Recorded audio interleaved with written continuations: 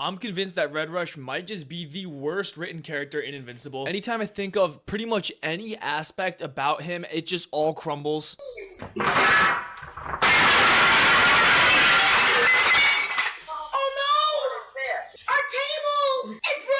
Because this dude is not just fast. It's stated that he is always in his super speed perception, so the world is basically frozen 24/7 for him. How is this going to work if I can't hold your interest through one conversation? Hold my interest? Olga, please. You can't see things how I do. My perception is just as fast as I am. The briefest conversation with anyone seems like hours to me. It's agony. By the way, it's crazy that she got mad at that. So this quite obviously poses a ton of different questions for me, and that's exactly what we're going to be going through today. So like I was saying before, he says it himself. He cannot turn it off. He can't choose when to slow down. He is always in that mode. He is permanently fast. Which brings me to my first point.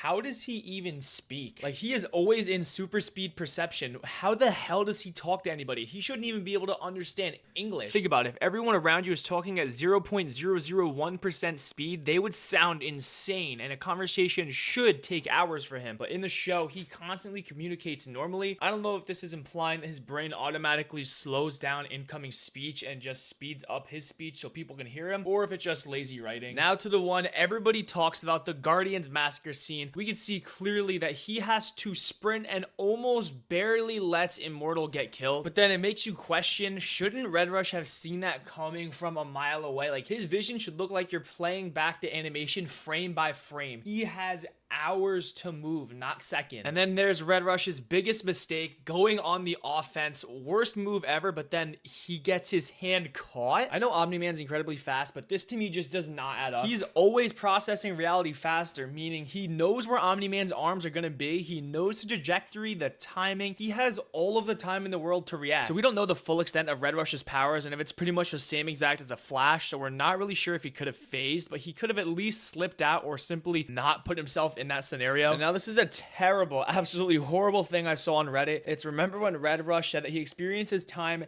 so slow that the briefest conversation feels like hours? So that would apply to his death as well. His death, instead of mere seconds, was going on for minutes or maybe even hours, depending on how fast he really is. But I think their biggest crime to this character is making him stupid. The entire fight is over before Omni-Man even starts it. So the writers basically had to nerf him by making him forget everything about his own powers for just one scene. They had to turn off his perception, his reflexes, his instincts, and even his intelligence. Because if he stayed on defense and just saved everybody, there was no chance Omni-Man was winning that, because they honestly were whooping him for a good minute. So yeah, Red Rush didn't die because he wasn't fast enough. He died because the plot needed him to. So if you guys want me to break down any other characters or scenes from movies or shows, just make sure to comment it down below, and I'll cook up another one.